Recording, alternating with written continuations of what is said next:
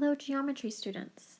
Today we're covering 6-1, the polygon angle sum theorems, and our learning target for today is find the sums of the measures of exterior angles and interior angles of polygons. Our vocabulary is interior angle, ángulo interior, exterior angle, ángulo exterior. And we're going to start with this word problem. Using structure. A music producer needs to soundproof a wall with non-overlapping foam panels consisting of regular polygons. When placed, there cannot be any space between the figures. Which of the regular polygons can she use? Explain. I'm going to pause the video right now and let you talk about this in your groups and think about how these could be put together so that nothing is overlapping. For example 1, we are going to explore polygon interior angle sums. The essential question is, how does the number of sides of a convex polygon, that just means that all the sides are like pointing outward, it's not like pointing in like this, because that's a little bit different. That would be concave. So all of these are convex. You don't really have to worry about that word right now. It's just describing how these are shaped. How does the number of sides of a convex polygon n relate to the sum of measures of its interior angles? Well, we know that this angle plus this angle plus this angle is 180 degrees. The other shapes we haven't really learned about yet, but what I'd like you to do right now is draw a line from this vertex to this vertex, creating two triangles. Now, this angle plus this angle plus this angle is 180 degrees. And this angle plus this angle plus this angle is 180 degrees. Okay, go on to the next one. Here, draw this line to here, and this line here.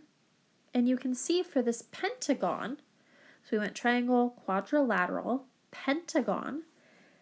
In the pentagon, we have this angle, this angle, this angle. We have three triangles, that's 180 degrees. And we have these angles, that's 180 degrees. And we have the last triangle, which is also 180 degrees. So if you add up all of the angles, you get 180 degrees. I shouldn't have drawn them with those kind of markings though, because they're not necessarily congruent angles, but there are definitely three triangles. It goes from one triangle, two triangles, three triangles. I'm just going to erase these angle markings.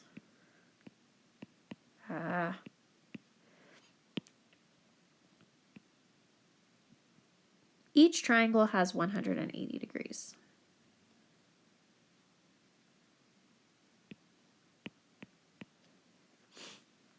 Okay, let's go on to the hexagon.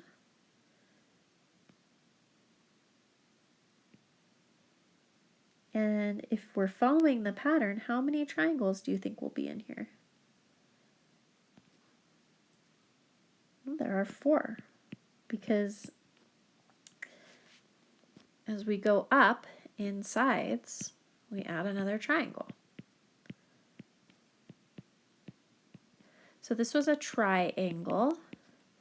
This is a quadrilateral. This is a pentagon. And this is a hexagon. And tri means 3, quad means 4, pentagon means 5, hexagon means 6. So, if a triangle has 3 sides and it equals 1/8, a quadrilateral has 4 sides but only 2 triangles in there. A pentagon has 5 sides, but only 3 triangles inside.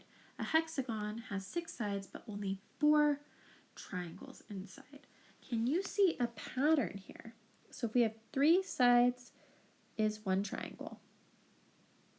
So 1 triangle, which is 180. A quadrilateral has 4 sides, 2 triangles inside, so that's 360. The pentagon, it may be even easier to see that 360 is actually 2 180s. And the pentagon had 3 triangles inside, which led us to 3 180 degrees. The hexagon had 6, so that would be 4 triangles inside, so 4 180 degrees. There's a pattern here between the number of sides and the number of degrees inside. So the interior angle sum, that's the adding up all the angles of an n-sided polygon, so n would mean any amount of sides, is going to be 180 times the number of sides minus 2. You can see how we took the number of sides and we took away 2 for how many triangles are inside. Okay. And number 1a, so we're on example 1a. Kind of squish this in here. How many triangles are formed by drawing the diagonals from a vertex in a convex octagon? So an octagon has 8 sides. So how many triangles would fit inside? 2 less, right? So 6 triangles. And then for 1b, what is the interior angle sum for a convex octagon? So we're going to use the same formula that we came up with right here. It's going to be the number of triangles, right, times 180. So if there were 8 sides, I want to subtract 2, that's 6, times 180. And I'm going to use my calculator for that. 6 times 180 is 1,080 degrees. So we have 2 theorems that you need to know for this section. Polygon interior angle sum theorem and the corollary to that theorem. The sum of the measures of the interior angles of a convex n-gon is 180 degrees times n minus 2.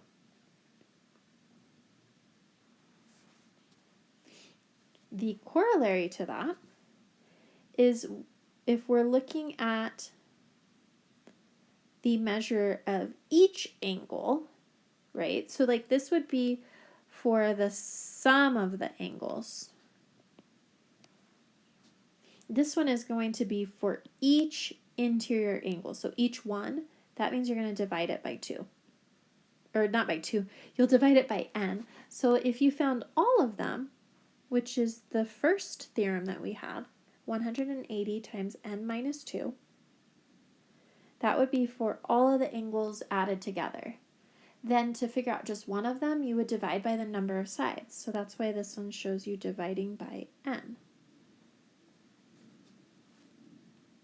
All right, when you're ready, turn the page.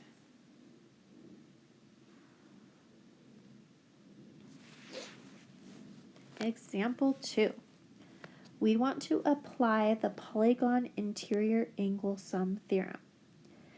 So this is where geometry comes in handy in real life. Jenna is building a corner cabinet to fit in a rectangular room. If she builds it with the angles shown, how can she determine whether the cabinet will fit? All right, let's draw this. We have 5 sides here.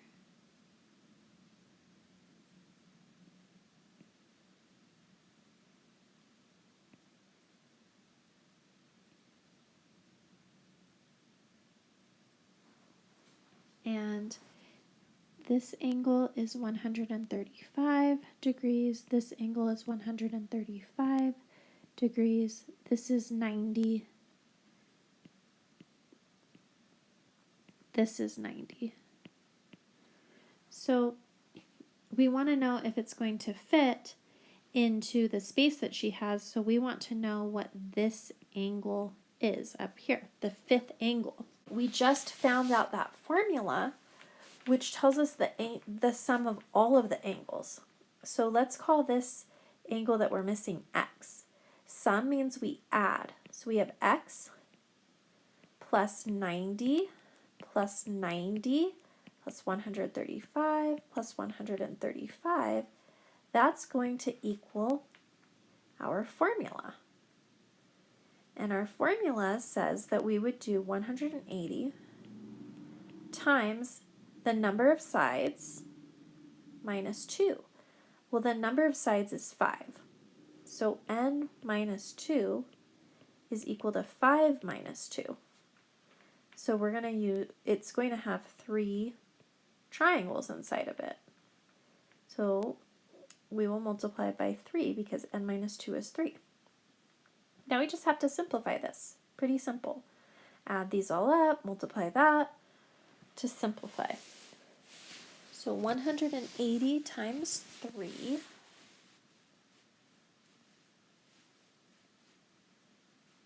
is 720. 90 plus 90 is 180 plus 135 plus 135 is 450.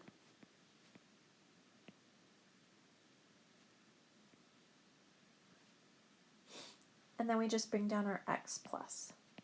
Now it's simply a one-step equation. Please tell me what to do for this equation to solve for x. We subtract 450.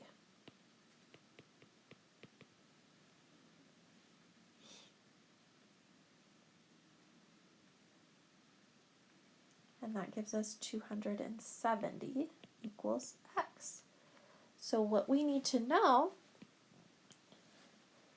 is, will 270 degrees fit inside the space that Jenna wants to put this corner cabinet?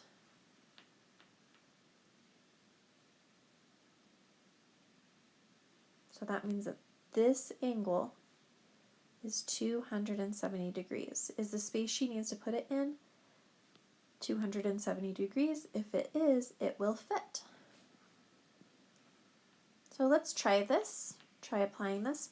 What is the interior angle sum of a 17 gon? It means it has 17 sides. So remember, it's 180 degrees times n minus 2. If n is 17, we plug in 17, multiply by 180. And that just gives us the interior angle sum. Sum means it's the total. So 180 times 15, because 17 minus 2 is 15. So 180 times 15 gives us 2,700 degrees. So altogether, the number of degrees in a 17 gon is 2,700 degrees. That is a lot. More than a circle. A circle is 360 degrees. Each angle of a regular n-gon measures 172.8, and add degrees in there. How many sides does the n-gon have? Okay, we're going to use this formula, n 180 is equal to n minus 2. But remember, if we want to figure out each angle, it says each angle equals this, then we want to use the corollary. So we want to write it as divided by n equals 172.8 degrees. Now we want to solve this equation for n, and it's going to take some trickery, but follow along with me. If it's divided, everything's divided by n, I can multiply this side by n and this side by n. That will cancel these out, right?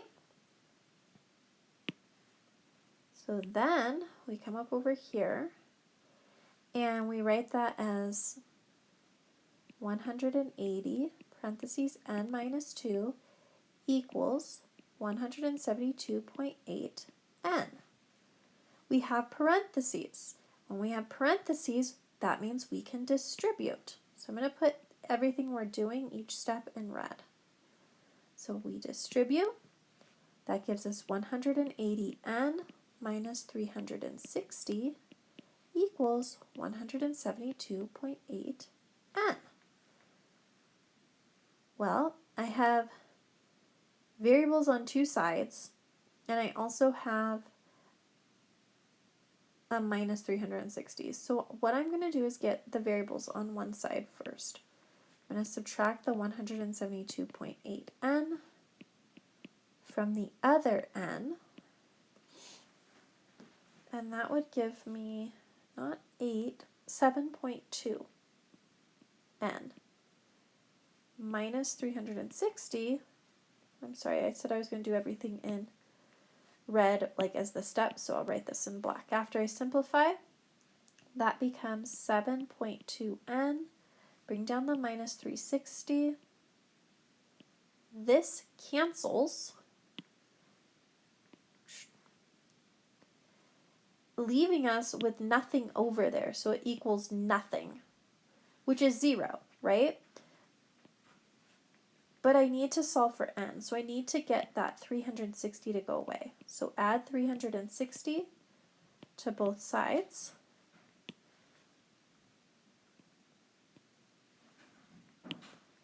This cancels. 0 plus 360 is 360. Bring down the equals 7.2 n. And then the last step is to divide by 7.2.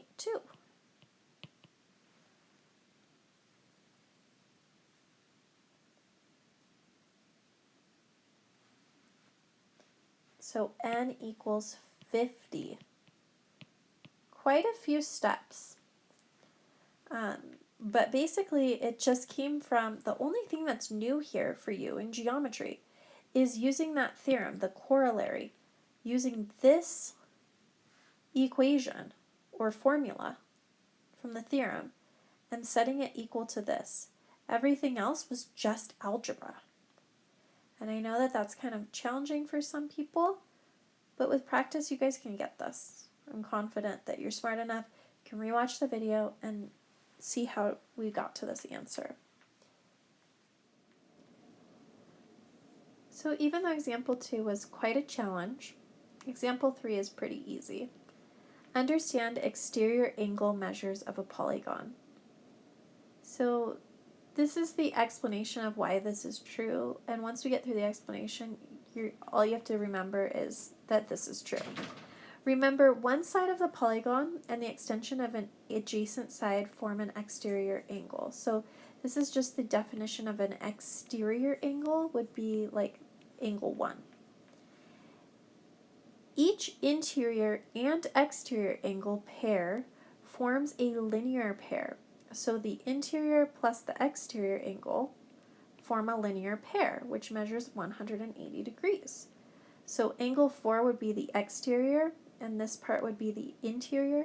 Together they form a linear pair. So together they're 180 degrees.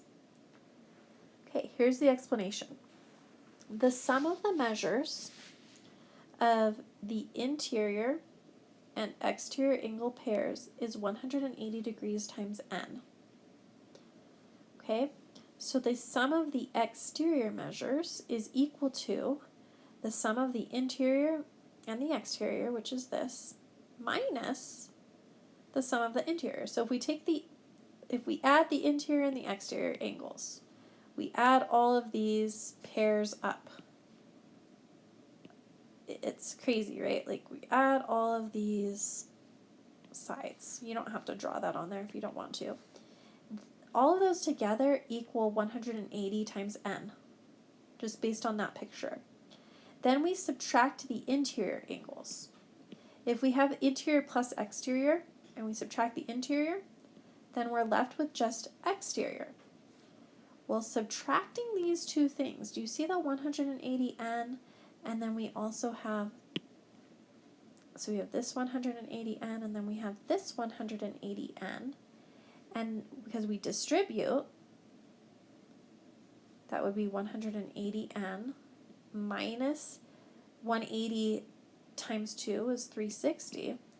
Well, the 180n and the 180n subtract, leaving us with a minus a negative is a positive 360 degrees.